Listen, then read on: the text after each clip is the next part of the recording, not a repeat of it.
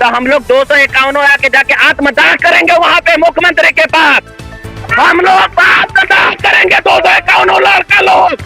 सरकार की गलती, सरकार का नाकामी का सजा 255 परिवार झेल रहे हैं, उनके परिवार के बाल बच्चे झेल रहे हैं। ये नौकरी पर भरोसा करके शुरू से प्राइवेट से खटते खटते इस जगह पर पहुंचे हैं सर।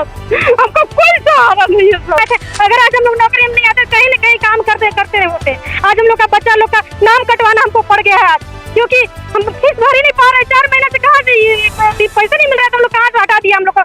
अभी मैं पलामू समाहरणालय में हूँ और ये मेरे पीछे जो देख रहे हैं ये अनुसेवक है।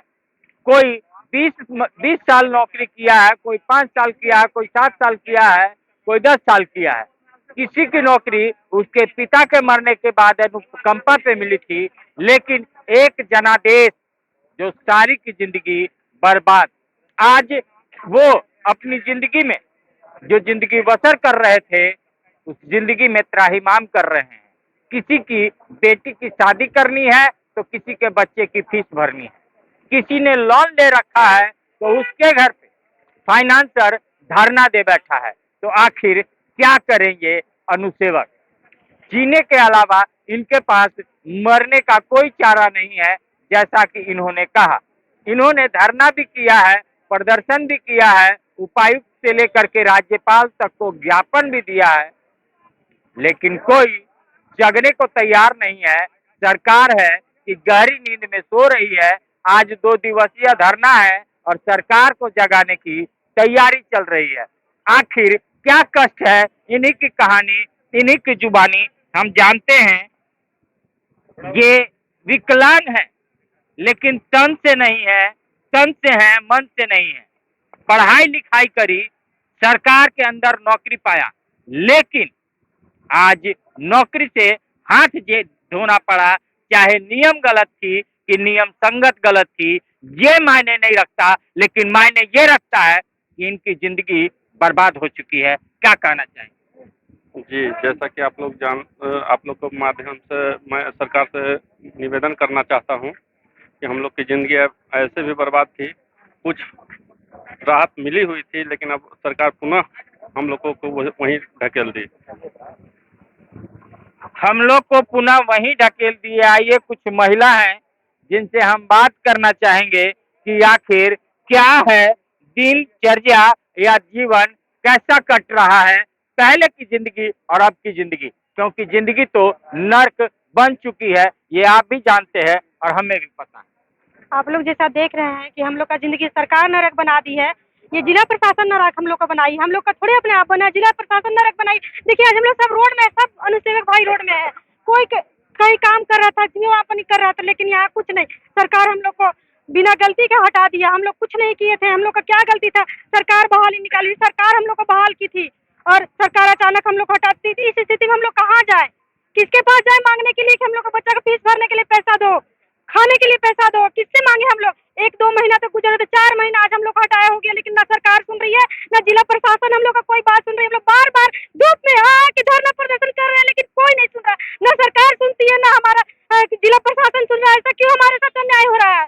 हम लोग क्या गलती किए थे? हम लोग यही गलत किए थे ना कि गलत किए थे ना कि सरकार वैकेंसी निकालती, हम लोग फार्म भरे थे, नौकरी में आए थे। अगर आज हम लोग नौकरी में नहीं आते, कहीं न कहीं काम करते होते। आज हम लोग का बच्चा लोग का नाम कटवाना हमको पड़ गया है आज, क्योंकि हम फीस भर ही नहीं पा रहे। 4 महीने से कहाँ से पैसे नहीं मिल रहा, तो हम लोग कहाँ से हटा दिया हम लोग को बिना कहले? तो हम लोग क्या करें बताइए? सरकार हम लोग के पक्ष में रिव्यू दाखिल भी नहीं कर रही है कि ताकि हम लोग को वापस दिया जाए। सरकार से हम यही मांग करते हैं कि जिस तरह भी हो हम लोग को वापस पुनः बहाल किया जाए। हम लोग की क्या गलती? हम लोग 7 साल 8 साल नौकरी किए हुए, सरकार का काम किए हुए, फिर भी हम लोग बेरोजगार हैं। ऐसा क्यों हमारे साथ अन्याय किया जा रहा है? जिंदगी अच्छे से चल रही थी, लेकिन जिंदगी अब पटरी से उतर गई है। बच्चे घर बैठे हुए हैं और ये महिला है, दिन भर टुकुर टुकुर बच्चे इनके मुंह को देखते होंगे कि कब मिलेगा रोटी और कब खाएंगे खाना।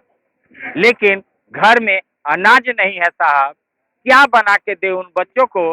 माँ भी रोती है, बच्चा भी रोता है, साथ में उसका परिवार भी रोता है। ये आलम है। क्या कहना चाहिए? सरकार से हम यही कहना चाहेंगे कि आज सरकार की गलती के कारण हम सभी 251 भाई बहन रोड पर हैं। हम लोग सभी 251 में से 80 अनुसेवक बैंक से लोन ले रखे हैं और डेली बैंक वाले हम लोग को परेशान कर रहे हैं। हम लोग उस लोन को कहाँ से चुकाएंगे? सरकार से हम यही कहना चाहते हैं कि हमें पुनर्बहाल करें और सुप्रीम कोर्ट में हम लोग के पक्ष में याचिका दायर करें, यही हम मांग करते हैं। क्या कहना चाहेंगे? हम सरकार से यही कहना चाहेंगे कि हम लोग को गर्व था कि हम लोग ऐसे देश में जन्म लिए हैं जहां संविधान का पालन किया जाता है, बाबा साहेब अम्बेडकर के संविधान का पालन किया जाता है। उस संविधान के अनुसार ये संविधान में है कि 100 गुनहगार छूट जाए लेकिन एक बेगुनाह को सजा नहीं मिलना चाहिए। लेकिन यहाँ तो हम लोग 255 परिवार बेगुनाह है, त्रासदी का मार झेल रहा है। ये सरकार की गलती, सरकार का नाकामी का सजा 255 परिवार झेल रहा है, उनके परिवार के बाल बच्चे झेल रहे हैं और सरकार हम लोग को संज्ञान भी नहीं ले रही है कि इनके साथ क्या बीत रहा है। 3 महीनों से ये लोग रोड पर है।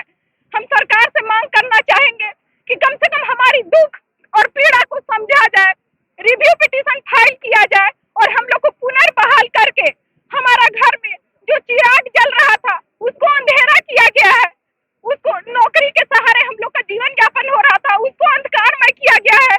मैं सरकार से मांग करना चाहूंगी कि हम लोग को पुनर्बहाल करके, समायोजन करके हम लोग को 255 परिवार को खुशी की एक थोड़ी सी लहर दे दी जाए। गठबंधन की सरकार, आप कहते हैं कि संविधान खतरा में है।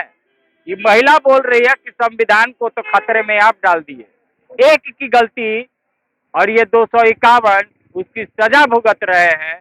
तो अब बताइए कि कहाँ गया वो संविधान और कहाँ है खतरे में, झारखंड में या पूरे देश में? जैसा कि इन्होंने कहा, वाकई में झारखंड में जो पैदा लिया है वो गुनाह ही कर दिया है।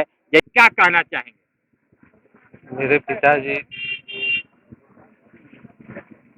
पिताजी अनुसेवक थे और सेवा काल में ही मृत्यु हो गया और उनके आश्रित हम पुत्र ओम प्रकाश ठाकुर अनुकंपा पे बहाल हुए 3rd ग्रेड में और 2 साल, पौने 2 साल सेवा किए और हमको भी बर्खास्त कर दिया बिना सूचना। और मान लीजिए, और हम लोग पूरा फैमिली को चलाने में बहुत कठिनाइयाँ हो रहा है। आइए, अगर नौकरी चली जाती है साहब तो परेशानी तो हर उस परिवार की होती है। अगर साल में, महीने में 2-4 हजार रुपए कम अगर सैलरी कट जाती है तो परेशानी होती है। इनके पास तो सैलरी ही नहीं है। क्या कहना चाहेंगे सरकार से और पलामू के प्रशासन से? पलामू के प्रशासन और सरकार से मेरा यही दरख्वास्त है कि गलती हम लोग का नहीं है साहब। इन लोग साक्ष्य छुपा दिए जिसके चलते हम लोग रोड पे आ गए सर। अगर बीबी बेवफा होती तो चलता, लेकिन नौकरी बेवफा हो गया। बरसात में कोई काम नहीं दे रहा है, किसी तरह गांव के लोग कुछ कुछ दे रहा है, इससे हम लोग का घर परिवार चल रहा है। सरकार को रिव्यू में जाना चाहिए और हम लोग का पूरा साक्ष्य देते हुए हम लोग पुनः वापस लाना चाहिए। हम इंश्योरेंस पर बहुत भरोसा है लेकिन उनकी कानों तक आवाज नहीं जा रही है। उनको आप लोग के चैनल के माध्यम से आवाज जाना चाहिए, हम लोग को इंसाफ मिलना चाहिए। इससे बेसिक कुछ नहीं बोलेंगे। लोन वाले तो परेशान कर रखे हैं, कहाँ से भरे? बेटा बड़ा विकलांग है, घर और बना दिए, पैसा खत्म हो गया और कोई काम ही नहीं दे रहा शहर में सर। तो इन साहबों को काम भी कौन देगा? ये साहब हो गए चतुर्थ वर्गीय कर्मचारी, यानी साहब हो गए। इनको नौकरी मिल गई, इनको सरकारी नौकरी का ठप्पा लग गया। और जो ठप्पे का हिसाब ये है कि उस ठप्पे पे कोई नौकरी भी देने को तैयार नहीं है और नौकरी भी देगा तो 2-4-5 हजार का, उसमें भी इनका कोई गुजारा नहीं होना है। क्योंकि लोन वाले दिन प्रतिदिन आकर इनको परेशान कर रहे हैं।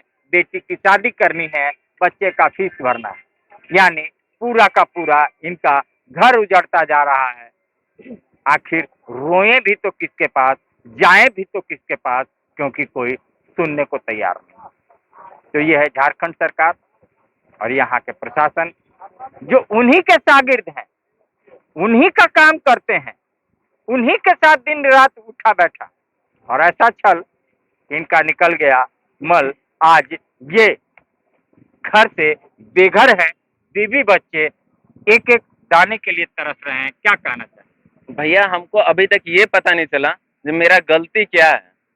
हमको तो पता भी नहीं था कि वहाँ पर ये हमको तो पार्टी भी नहीं बनाया गया कोर्ट में। हम तो जान भी नहीं रहे थे। हमको एक बेक हमको पता चलता है कि हम नौकरी से बाहर हो गए हैं। हम जाते हैं, हमको पता भी नहीं था। हम जाते हैं, पता चलता है कि आपके पास नौकरी ही नहीं है।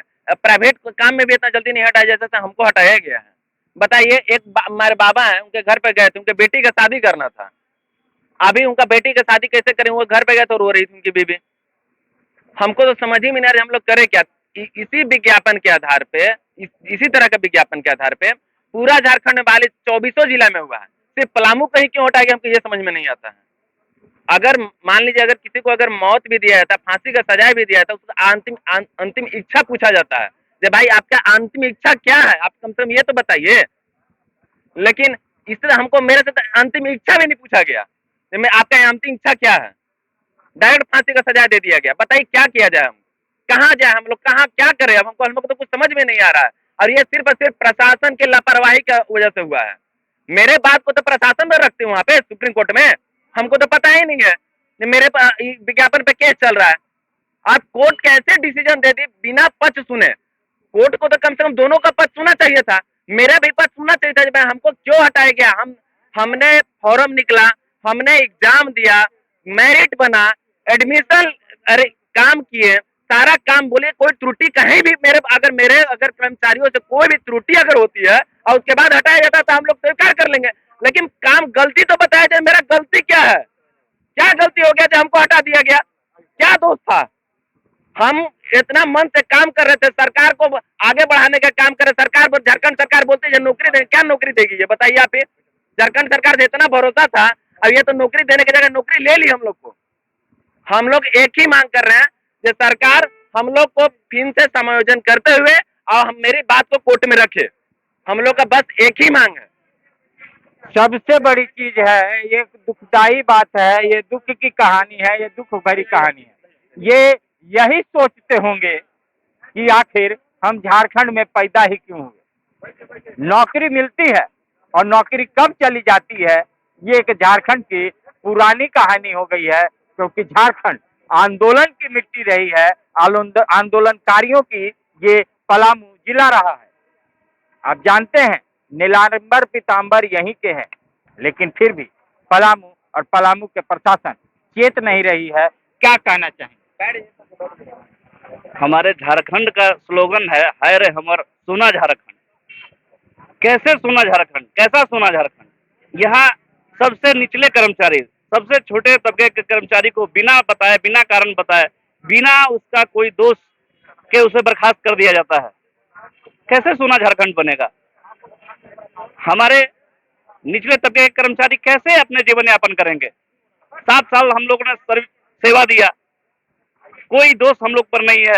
सरकार नियमावली बनाती है, नियमावली सरकार के पदाधिकारियों के द्वारा बनाया जाता है। अगर नियमावली गलत है तो उन पे वो कार्रवाई होनी चाहिए, पदाधिकारियों पे कार्रवाई होनी चाहिए, जेल उनको जाना चाहिए, उनकी सेवा को बर्खास्त करनी चाहिए। न कि हम जो काम कर रहे हैं चतुर्वर्गीय कर्मचारी, उसको हटा देते हैं इन लोग। नियमावली तो चतुर्वर्गीय कर्मचारी ने नहीं बनाया, नियमावली तो आपके पदाधिकारी बनाया है। तो अब हम लोग को बिना बताए जो है कोर्ट का एक आदेश आया जिसमें विज्ञापन को गलत ठहराया। अरे विज्ञापन गलत था तो आप उसका जवाब देते, आपने जवाब नहीं किया, सरकार ने जवाब नहीं लगाया, अपना एडवोकेट खड़ा नहीं किया, सरकार हार गई, उसका खामियाजा हम भुगत रहे हैं। आप नियमावली बनाने वाले को अगर जेल दे देते तो हमको संतुष्टि होता, हमारे साथ साथ कि हाँ चलिए भाई विज्ञापन रद्द हुआ, लेकिन उसका जो मूल रूप से दोषी है कार्रवाई उस पर होनी चाहिए थी। कार्रवाई तो उस पर हुई नहीं, कार्रवाई लाचार कर्मचारियों पे हो गई। यहाँ ऐसे कुछ भाई लोग हमारे अभी महीने 2 महीने में रिटायर होने वाले हैं। किसी का 2 साल सर्विस बचा हुआ है, कोई 5 साल सर्विस बचा हुआ है, कोई तो अगले मंथ में रिटायर भी होंगे, कुछ हो भी गए। कितने भाई लोग हमारे देहांत हो गया, उनके जगह पे अनुकंपा मिली, अनुकंपा वाले भी को भी हटा दिया गया, उनके आश्रित को भी हटा दिया गया, उन्हें पारिवारिक पेंशन भी खत्म कर दिया गया। कैसे जीवन यापन होगा उनका? कहाँ जाएंगे वो? क्या कहना चाहेंगे? क्या कहेंगे भाई, हम लोग तो चाह रहे हैं कि सबको हम लोग समायोजन कर ले। क्या साल नौकरी किए?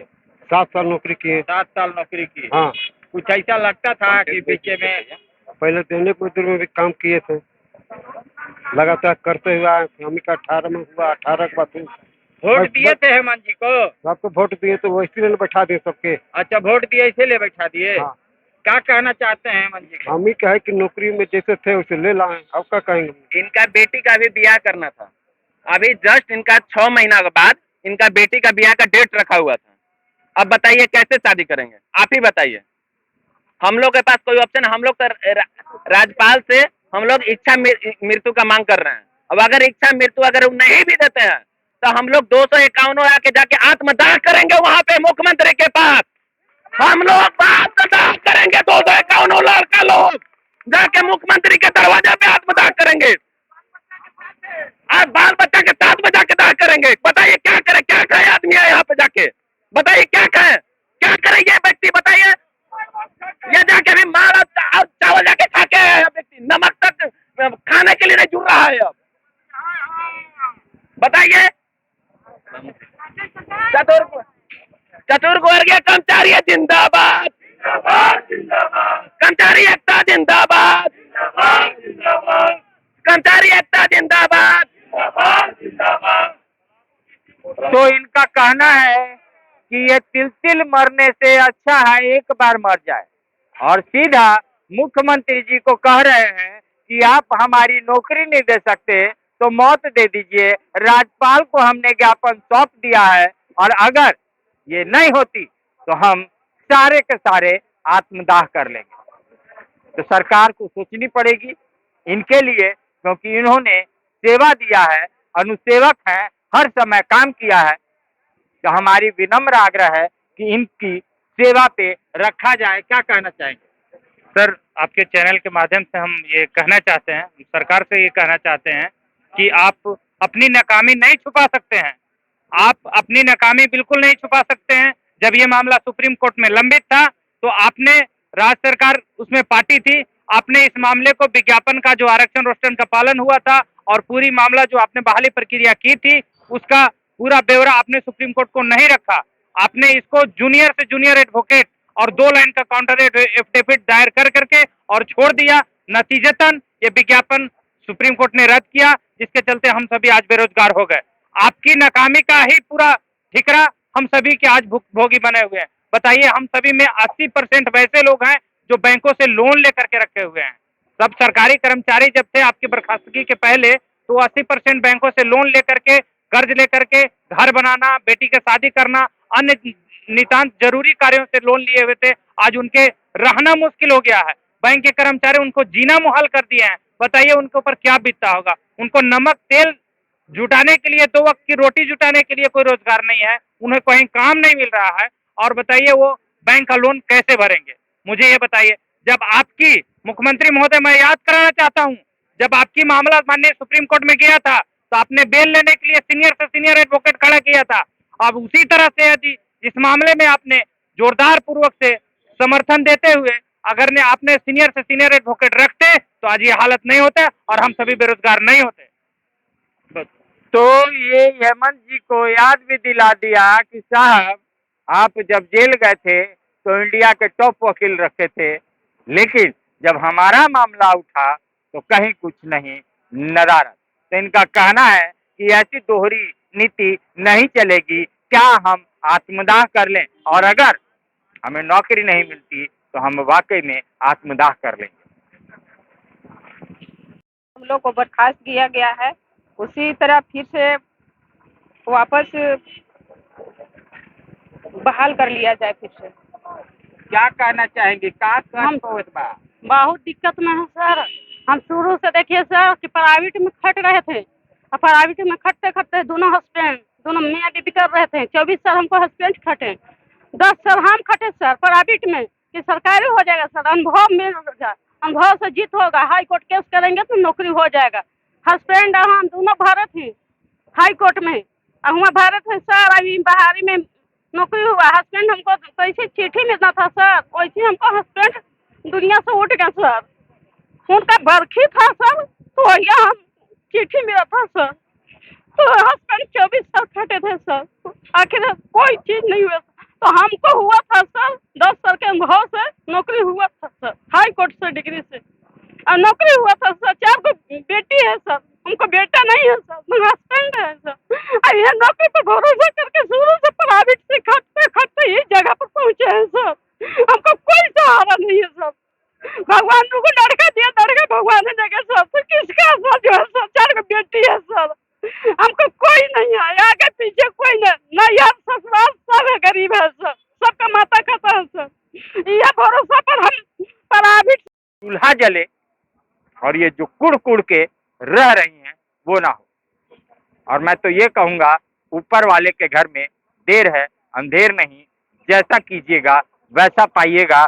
आज आपके राज्य की जनता अलग कलप रही है तो उसकी भरपाई आप ही को करना पड़ेगा, क्योंकि एक महिला ने ये भी कहा कि आप हमारे बाप हो, आप हमारे भाई हो, आप हमारे सरकार हो।